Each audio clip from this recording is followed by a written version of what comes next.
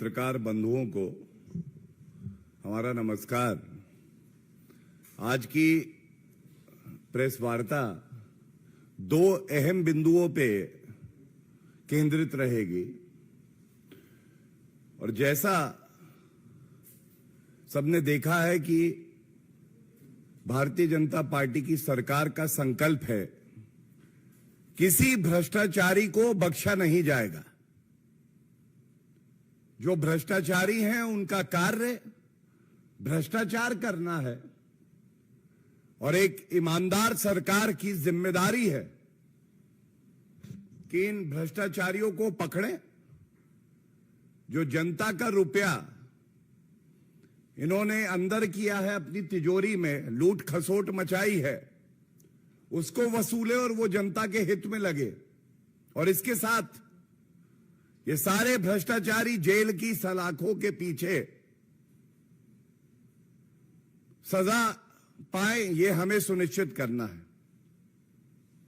और कल दो बड़े प्रमुख फैसले सुनाए गए। एक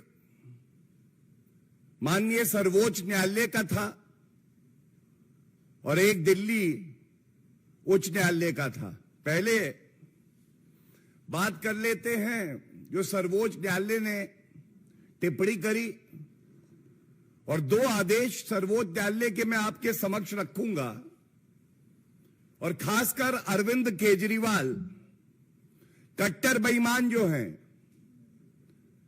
उनसे उम्मीद करूंगा कि भारत की जनता और दिल्ली की जनता जो सवाल उठा रही है, आपसे पूछ रही है, उसका उत्तर आप देने की हिम्मत जुटा पाएंगे। ये कहना गलत नहीं होगा, अरविंद केजरीवाल की चुनरी में दाग लगते ही जा रहे हैं। दो दाग कल भी लगे हैं और अरविंद केजरीवाल जी कह रहे हैं, लागा चुनरी में दाग, छुपाऊं कैसे, जनता के बीच में मैं जाऊं कैसे।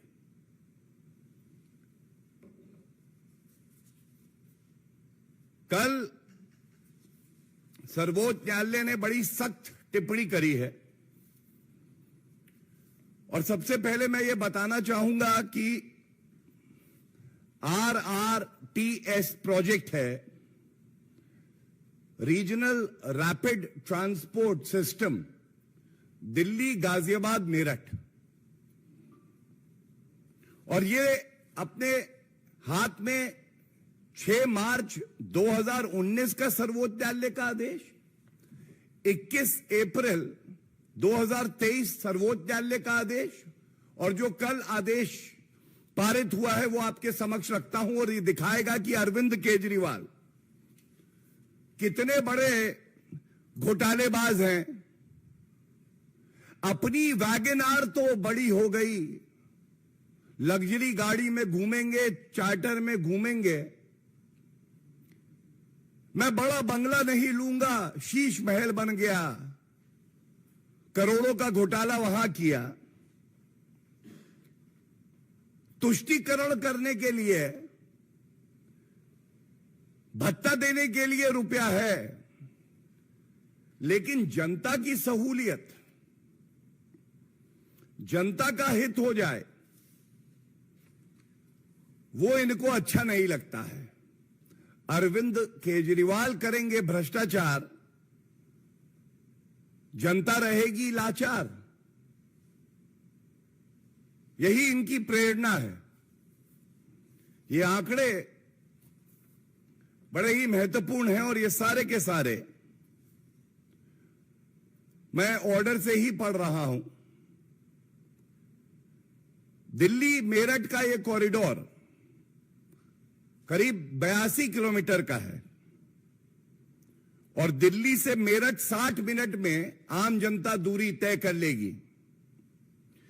इसकी कुल लागत 31,632 करोड़ रुपए, जिसमें अब तक केंद्र सरकार अपना पूरा योगदान दे चुकी है। और ये 2019 में लिखा हुआ है कि उत्तर प्रदेश को 5,828 करोड़ रुपए देने थे। उत्तर प्रदेश में हमने देखा किस तरह से सरकार है जो जनता की चिंता करती है। वो रुपया भी उत्तर प्रदेश की सरकार ने दिया, 5,828 करोड़। दिल्ली के हिस्से में 1138 करोड़ था, केवल 1138 करोड़। अरविंद केजरीवाल जी की सरकार से कहा गया कि ये जमा कराइए। अरविंद केजरीवाल जी अपने शराब के व्यापारी मित्रों की चिंता करते हैं, अपना शीश महल बनाते हैं और एक तुलनात्मक बात रखना अति आवश्यक है। 3 वर्ष में अरविंद केजरीवाल कट्टर बेईमान घोटालेबाज वसूली सरकार ने अपना महिमा मंडन करने के लिए 1106 करोड़ रुपए के इश्तिहार दे डाले। Advertisements of 1,106 crores in the last 3 years have been released by the most dishonest, the most corrupt leader in India, Mr. Arvind Kejriwal, in the last 3 years. Now, question has to be asked that on one side, your contribution for the RRTS project was 1,138 crores. And you have repeatedly told the Honorable Supreme Court that we do not have the money. मेरे पास तो रुपया है नहीं। और 1106 करोड़ रुपए उसी समय आप अपना महिमा मंडन करने के लिए इश्तिहार में इस्तेमाल करते हैं। और ये सर्वोच्च न्यायालय का जो आदेश मैं पढ़ रहा हूं, सर्वोच्च न्यायालय ने कहा, और मैं कोट कर रहा हूं, quote, for the current year budgetary provision has not been made by the government of NCT of Delhi. उसके बाद उन्होंने कहा the corridor has recently been finalised. In the circumstances we direct the Delhi government to contribute rupees 265 crores. We direct the government of NCT of Delhi to make appropriate budgetary allocation from next year with effect from 1/4/2019. कुछ बातें प्रमुखता से उठ के आती हैं। जनता के लिए सहूलियत हो, यह मंजूर नहीं है कट्टर बेईमान अरविंद केजरीवाल को। सर्वोच्च न्यायालय के निर्देश पर पहले 265 करोड़ और फिर 21 अप्रैल 2023 को 500 करोड़ रुपए दिए। दोनों बार सर्वोच्च न्यायालय का निर्देश था, स्वयं सामने नहीं आए। और सबसे बड़ी बात है, सर्वोच्च न्यायालय ने कहा बजटरी एलोकेशन कर दीजिएगा। क्यों नहीं किया अरविंद केजरीवाल जी? अच्छा, वो जो आपके शराब घोटाले वाले मित्र थे, जो आपसे पूछ के शराब नीति बना रहे थे, उनके साथ आप व्यस्त थे। जनता की सुध लेने की आपको फुर्सत कहां थी? और इसके बाद इसी तरह से 21 अप्रैल 2023 को उन्होंने कहा we call upon the state government to make the requisite budgetary provision if not already made, और 500 करोड़ रुपए तुरंत रिलीज किए जाएं, ये अप्रैल 2023 में। अब जो कल हुआ ये चिंताजनक है, आपत्तिजनक है। और अरविंद केजरीवाल जी कट्टर बेईमान तो हैं ही, वो साथ साथ जनता का हित भी अपने ही देख सकते हैं, अपनी जिम्मेदारी का निर्वहन भी वो नहीं कर सकते हैं। स्पष्ट सर्वोच्च न्यायालय ने जो टिप्पणी करी, अभी आदेश आया नहीं था लेकिन ये टिप्पणियां थी जो रिपोर्ट हुई, उसमें कहा गया कि अरविंद केजरीवाल की सरकार अपने हिस्से का जो पैसा जमा कराना है वो नहीं करा रही, जिससे आरआरटीएस प्रोजेक्ट जो कि जनता के हित में है उसमें लागू करने में देरी हो रही है। सर्वोच्च न्यायालय ने सख्त टिप्पणी करके कहा इश्तिहार के लिए तुम्हारे पास रुपया है, आरआरटीएस प्रोजेक्ट जो जनता के हित में है, इसको लागू करने के लिए रुपया नहीं है। 3 साल का पूरा विश्लेषण, पूरा खाका, कितना रुपया इश्तिहार में इस घोटालेबाज अरविंद केजरीवाल सरकार ने किया है। सर्वोच्च न्यायालय ने कहा है कि उसका ब्यौरा हलफनामे के साथ शपथ लेकर सर्वोच्च न्यायालय के समक्ष रखें। और इसीलिए आज ये प्रश्न उठाया जाएगा। ये लोग भ्रष्टाचार करते हैं, भ्रष्टाचार करने के बाद पकड़े जाते हैं तो कहते हैं राजनीतिक द्वेष का मामला है, और जो जनता के हित के काम होते हैं उसमें जो इनका कर्तव्य है उसका पालन नहीं करते हैं।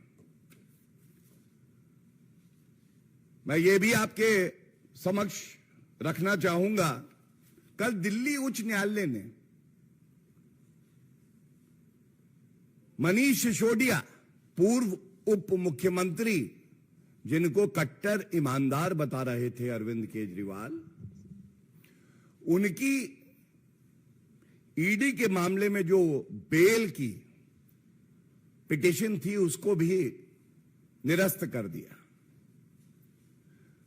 और बताया ये जा रहा है कि अरविंद केजरीवाल जो कि किंगपिन हैं शराब घोटाले के, वो बड़े ही डरे हुए हैं। वो चिंता कर रहे हैं कहीं ऐसा तो नहीं होगा कि मनीष सिसोदिया को तो मैंने इशारे पे चला के घोटाला कर दिया, अब मैं भी अंदर जाऊंगा।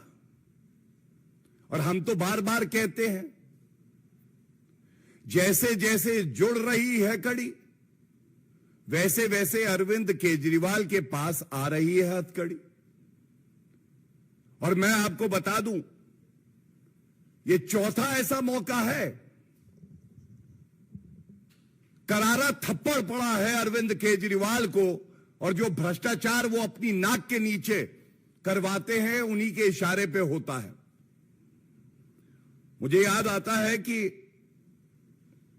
सीबीआई कोर्ट ने पहले बेल रिजेक्ट करी मनीष सिसोदिया की, उसके बाद ईडी कोर्ट ने भी बेल रिजेक्ट करी थी दोनों मामलों में। फिर दिल्ली हाईकोर्ट ने जो सीबीआई का मामला है उसमें बेल रिजेक्ट करी, और कल दिल्ली उच्च न्यायालय ने जो ईडी वाला मामला है उसमें भी बेल रिजेक्ट कर दी। क्या अरविंद केजरीवाल में इतनी हिम्मत होगी? बाहर निकल कर आए और बताएं ये जो 130 दिन से पूर्व उप मुख्यमंत्री कट्टर बेईमान मनीष सिसोदिया जेल की सलाखों पर में है, और 4 ऐसे न्यायालय के आदेश आ चुके हैं कि उनको राहत नहीं मिल रही है, तो ये माना नहीं जाएगा। ये जो भ्रष्टाचार हुआ है, ये भ्रष्टाचार अरविंद केजरीवाल जी आपने ही कराया है, क्योंकि जो जीओएम बनी उस मीटिंग में आप उपस्थित थे, आप ही की अध्यक्षता में वो मीटिंग हुई थी, और शराब का व्यापार करने वाले अपने मित्रों को कई हजार करोड़ रुपए का फायदा कराना, लेकिन जनता के हित में अगर आरआरटीएस प्रोजेक्ट आता है और आपको 1100 कुछ करोड़ रुपए का उसमें कंट्रीब्यूशन करना है तो आपके पास रुपया नहीं है। और न्यायालय ने यह कहा है, मेरे पास वो पैराग्राफ्स भी हैं, लेकिन उसका जो सारांश है, जो उसका निचोड़ है, मैं आपके समक्ष रख दूं। कहा गया है कि किकबैक्स लिए गए, मैं तुम्हें ठेका दूंगा, तुम मुझे गुलाबी गड्डियां देना। यह लिखा है पैरा 61 में। साथ में लिखा है कि जो शराब के ठेकेदार थे वो जो गोपनीय बैठक होती है उसमें उपस्थित रहते थे और निर्देशित करते थे कि शराब की नीति दिल्ली सरकार की क्या होगी। जिसको मुनाफा होना है, जिसको ठेका चलाना है, वो खुद ही नीति बना रहा है। ये तो सरकार का काम है। ये भी बिल्कुल स्पष्ट लिखा है कल के आदेश में। सबसे अहम बात यह है, जो ईमानदार अफसर हैं, जिन्होंने आपत्ति दर्ज करी, जिन्होंने सुझाव दिए एक्साइज डिपार्टमेंट के, और ये नोटिंग जब गई कैबिनेट के समक्ष तो वो फाइलें लौट के ही नहीं आई हैं। मतलब जो दस्तावेज हैं जो ये साबित करते हैं कि अरविंद केजरीवाल और पूर्व उप मुख्यमंत्री मनीष सिसोदिया और तमाम और मंत्री कट्टर बेईमान है और इन्होंने शराब घोटाला किया, वो साक्ष्य, वो प्रमाण, वो फाइलें गायब कर दी जाती हैं। I can quote this observation by the Honorable Delhi High Court. The High Court has said, learned trial court took into consideration the statements made by responsible officers of the Excise Department, which show that the file of cabinet note got prepared by the then Excise Commissioner and sent for consideration of the GOM, along with the feedback given by public and opinions given by some legal luminaries against total privatization of the liquor sector or business and for going with the earlier model of policy, was never returned back to the said office and the same had gone missing. गायब हो गई file. इसके साथ यह भी लिखा है कि जो किकबैक आया उसका इस्तेमाल, जो काली कमाई है, लोकतंत्र को प्रदूषित करने के लिए अरविंद केजरीवाल कर रहे हैं। जहां प्रदेश में चुनाव आया उसमें इसका इस्तेमाल किया गया और उच्च न्यायालय ने अंत किया है कि जो आरोपी हैं कट्टर बेईमान मनीष सिसोदिया, ये बड़े पद पर रहे हैं,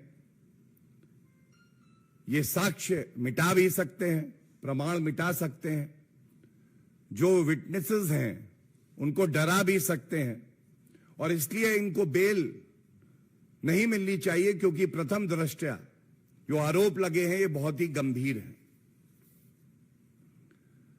अब ये दोनों बिंदु जो मैंने आपके समक्ष रखे, इससे एक बात उजागर हो गई है।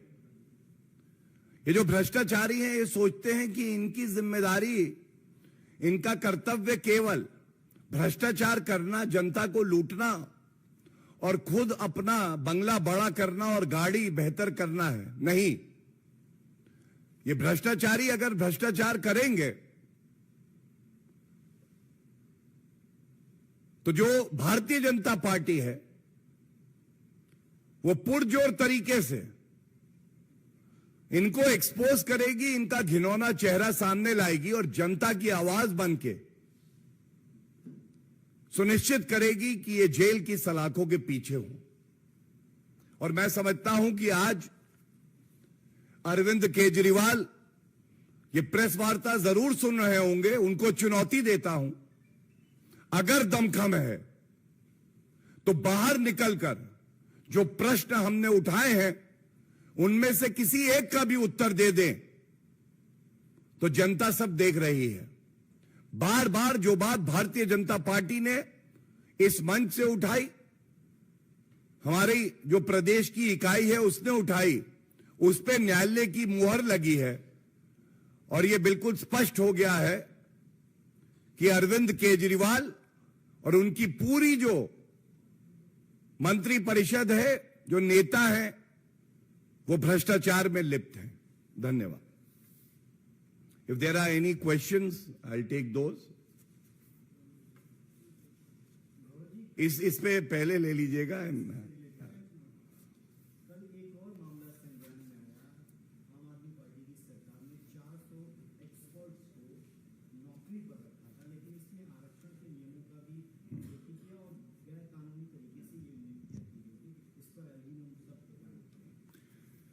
देखिए, आपने एक शब्द का इस्तेमाल किया, गैर कानूनी।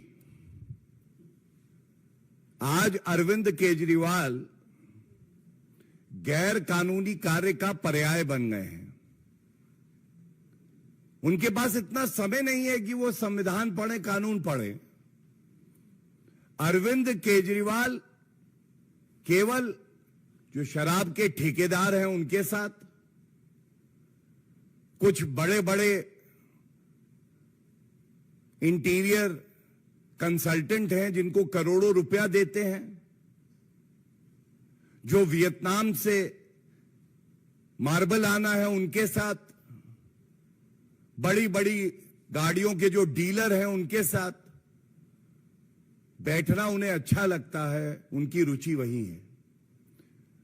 जनता से संवाद करना, जनता का हित देखना अब अरविंद केजरीवाल की प्राथमिकता नहीं रही है।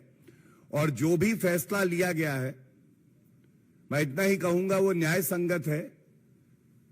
क्योंकि आप स्पेशलिस्ट रखिए, कंसल्टेंट रखिए, लेकिन ये जनता के हित में होना चाहिए, एक कानून व्यवस्था के तहत होना चाहिए।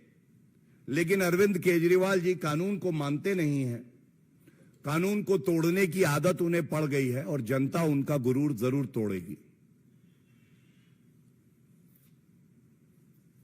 Any other questions? Thank you.